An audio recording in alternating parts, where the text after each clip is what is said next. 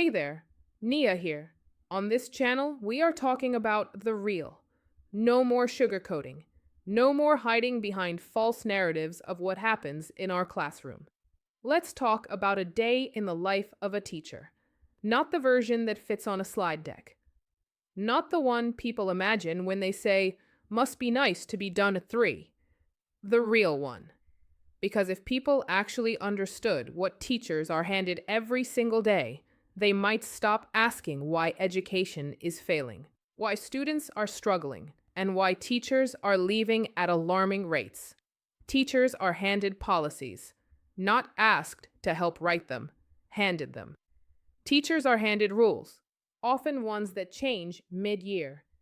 Teachers are handed students with serious behavior challenges and told to build relationships.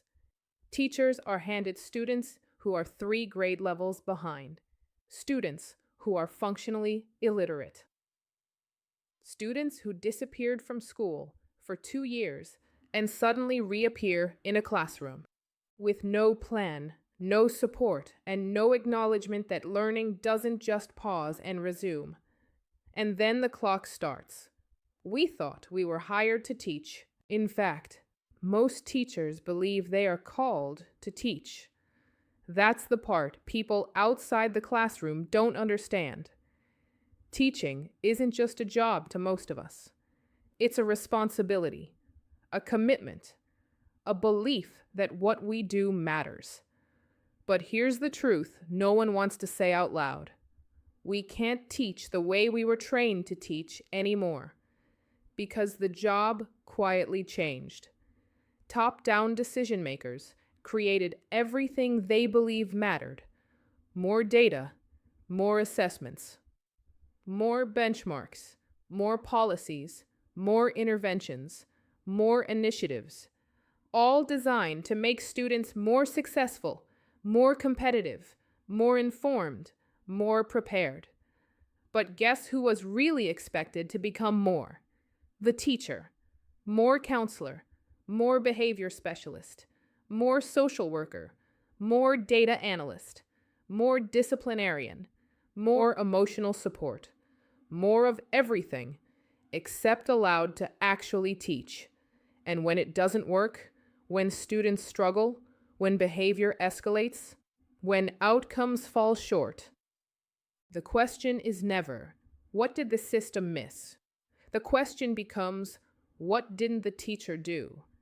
This is why the seat at the table is rarely extended to teachers, because the reality teachers bring requires more than someone signing off on a few documents. It requires time, resources, consistency, accountability at levels above the classroom. It requires admitting that policies written far from students don't survive contact with real classrooms, and that's uncomfortable. So instead, teachers are told to adjust, be flexible, try harder, do more.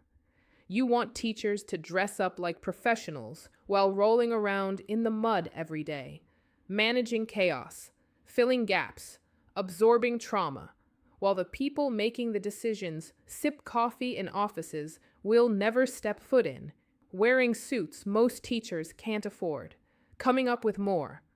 More what? More experiments to try it on our kids. Because when things fail, the consequences never land where decisions were made. They land in classrooms.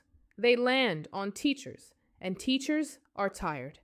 Not because they don't care, but because they've been carrying what the system refuses to hold.